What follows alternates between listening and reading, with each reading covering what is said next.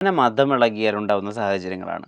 ഇപ്പൊ ചില പുസ്തകങ്ങളിലൊക്കെ വായിച്ചിട്ട് ആന മതമിളകി പിന്നിൽ ഓടി വരികയാണെങ്കിൽ നമ്മളിങ്ങനെ സിക്സ് ആക്കി ഇങ്ങനെ ഓടിക്കഴിഞ്ഞാൽ ആനയിൽ നിന്ന് രക്ഷപ്പെടാം. ആനയ്ക്ക് ഇങ്ങനെ തിരിയാൻ പറ്റില്ല എന്നൊക്കെ. അതിലൊക്കെ എന്തെങ്കിലും ശാസ്ത്രീയത ഉണ്ടോ? ഈ ആനകള് അതായത് ആന ഓടുന്നത് നമ്മൾ ഓടുന്ന 2 കാലിലാ. ആ. നമുക്ക് 2 കാലേ ഉള്ളൂ. പിന്നെ നമ്മൾ ഭയന്നിട്ടാ ഓടുന്നത്. ആ. ഓട്ടം നമുക്ക് കൃത്യമായിട്ട് നമുക്ക് നേരെ ഓടിയാലും വളഞ്ഞു ഓടിയാലും എങ്ങനെ ഓടിയാലും നമ്മൾ ഭയന്നിട്ടാ ഓടുന്നത്. ആ. ഈ ആളെ ഭയന്നിട്ടാണല്ലോ ഓടുന്നത്. അതെ, അതെ, അതെ. അപ്പൊ ഈ ആനയെന്ന് പറയുന്നത് 4 കാലാ. ഉം. 2 കാല് ഒരേപോലെ ചലിക്കും. നടക്കുമ്പോഴും അതെ, ഓടുമ്പോഴും അതെ.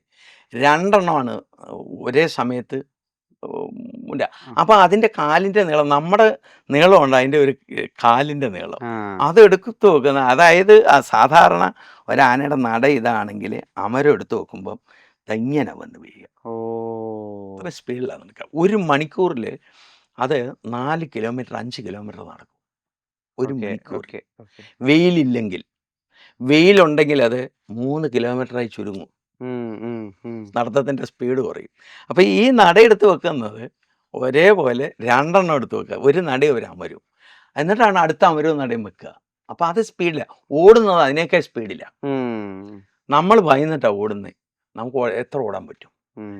വളഞ്ഞ് അതായത് ആന നമ്മുടെ പിന്നാലെ കൂടി നമ്മളെ ഓടിച്ച് നമ്മളെ കൊല്ലാനായിട്ട് വരികയാണെന്ന് ഇരിക്കട്ടെ. ഉം. നമ്മളിപ്പോൾ ഇവിടുന്ന് ഒരു ആന ഇപ്പോൾ എന്നെ ഓടിച്ചു ഉം. എന്നിരിക്കട്ടെ.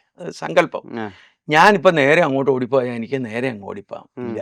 നമ്മൾ ഇതിലേ പോയി. ഉം. ഇതിന് ചിലപ്പോൾ അതിലേ കടന്നു വരുമ്പോഴത്തേക്ക് നമുക്ക് ഇവിടെ വരാം. ആ, ആ, ആ, ആ. അതല്ലാതെ വേറെ മാർഗ്ഗം വേറെ മാർഗമൊന്നുമില്ല. ഒന്നുമില്ല.